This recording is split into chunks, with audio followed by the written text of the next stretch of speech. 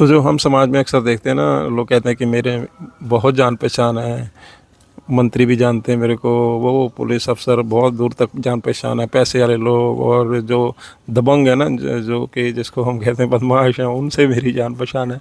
कई बार ऐसा भी मान महसूस करने लग जाते हैं ना हम लोग। तो ये कितनी छोटी बात है ना, जो खुद क्षणभंगुर व्यक्ति है, जिसका आज है कल का पता नहीं, हम उस पर ऐसा मान करते हैं कि मेरी उससे जान पहचान है, मैं मेरी उसके साथ जो गुटबंधन है, धड़ा धड़ा यानी मेरी उसके साथ अलायंस है, ग्रुपिज़म है।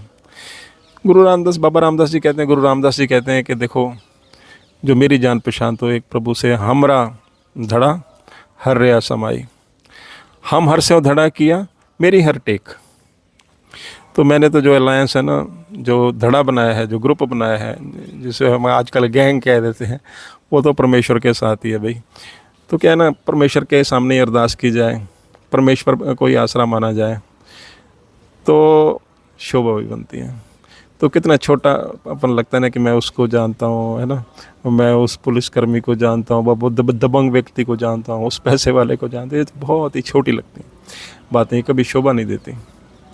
तो गुरु अर्जन देव जी कहते हैं ना, एक ओट एको आधार।